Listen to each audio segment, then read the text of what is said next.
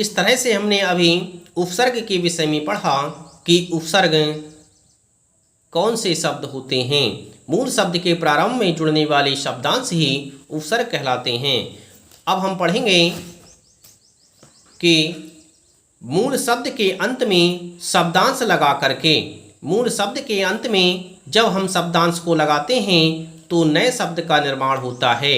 जैसे मजदूर मूल शब्द है, इसमें जब हम ई शब्दांश जोड़ देते हैं तो नया शब्द बनता है मजदूरी। इसी तरह से समाज मूल शब्द है, समाज मूल शब्द के अंत में जब हम एक शब्दांश जोड़ देते हैं तो नया शब्द बनता है सामाजिक। इसी तरह से धन मूल शब्द है, जब धन मूल शब्द के अंत में हम वान शब्दांश जोड़ देते हैं तो नया शब्द बनता है धनवान। इसी तरह से लेख मूल शब्द है, लेख मूल शब्द में जब हम इका शब्दांश जोड़ देते हैं तो नया शब्द बनता है लेख का। इसी तरह से जादूगर मूल शब्दांश है, इस मूल शब्दांश के अंत में नी शब्दांश जोड़ देते हैं तो नया शब्द बनता है जादूगरनी।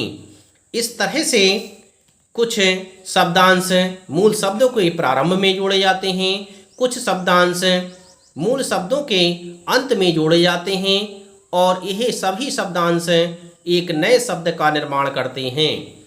इस तरह से हम कह सकते हैं कि नवीन शब्द निर्माण प्रक्रिया में मूल शब्द के अंत में जुड़ने वाले ये शब्दांश प्रत्यय कहलाते हैं। इसे हम इस तरह से समझ सकते हैं, जैसे हमारा मूल शब्द है मित्र, यदि हम इस मूल शब्द के अंत में ता शब्दांश को जोड़ देते हैं तो नया शब्द बनता है मित्रता। इस तरह से मूल शब्द के अंत में शब्दांश के जुड़ने से एक नए शब्द का निर्माण हुआ। मित्र शब्द मूल शब्द है, ता शब्दांश है, यही शब्दांश प्रत्यय कहलाता है। इसी शब्दांश को प्रत्यय कहते हैं। इस तरह से मूल शब्द के अंत में प्रत्यय जुड़ने से एक नया शब्द बना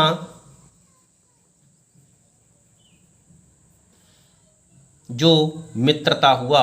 इस तरह से जो शब्दांश मूल शब्द के अंत में जुड़ करके नवीन शब्द का निर्माण करते हैं वे शब्दांश ही प्रत्यय कहलाते हैं। अब हम शब्द निर्माण की तीसरी प्रक्रिया को पढ़ेंगे कि शब्द निर्माण की प्रक्रिया कौन सी है।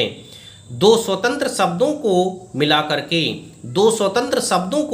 के एक नए शब्द को बनाना।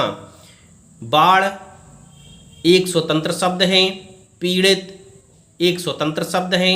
इन दोनों स्वतंत्र शब्दों को मिलाकर के एक नया शब्द बना बाढ़ पीड़ित। इसी तरह से देश स्वतंत्र शब्द है, भक्ति स्वतंत्र शब्द है।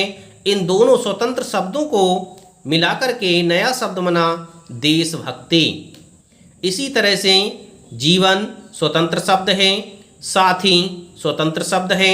इन दोनों शब्दों को मिलाकर के नया शब्द बना जीवन साथी। काम चोर, इन दोनों शब्दों को मिलाकर के नया शब्द बना कामचोर। इसी तरह से रोग नया शब्द है मुक्त। इन दोनों स्वतंत्र शब्दों को मिलाकर के नया शब्द बना रोग मुक्त। इस तरह से हम कह सकते हैं कि दो शब्दों के मेल द्वारा शब्द निर्माण की प्रक्रिया समास कहलाती है तथा इन नवनिर्मित शब्दों को समस्त पद कहते हैं। इसे हम इस तरह से समझेंगे। एक स्वतंत्र शब्द है 10, एक स्वतंत्र शब्द है आनंद। इन दोनों स्वतंत्र शब्दों को मिलाकर के नया शब्द बना दशानन। इस तरह से 10 एक स्वतंत्र शब्द है।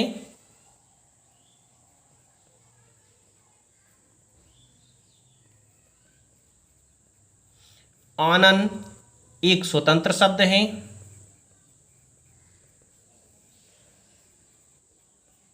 इन दोनों स्वतंत्र शब्दों को मिलाकर के एक नया शब्द बना जो दशानन कहलाया। ये नया शब्द बना, इस शब्द को हम कहेंगे समस्त पद।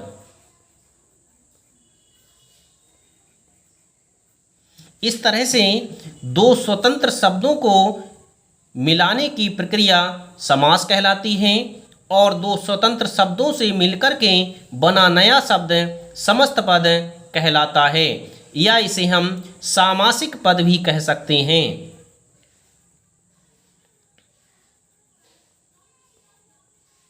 इसे हम सामासिक पद भी कह सकते हैं। इस तरह से हमने समझा कि दो स्वतंत्र शब्दों को मिलाकर के बनाने की प्रक्रिया समास कहलाती है और इस प्रक्रिया के द्वारा निर्मित शब्द समस्त पद या सामासिक पद कहलाता है।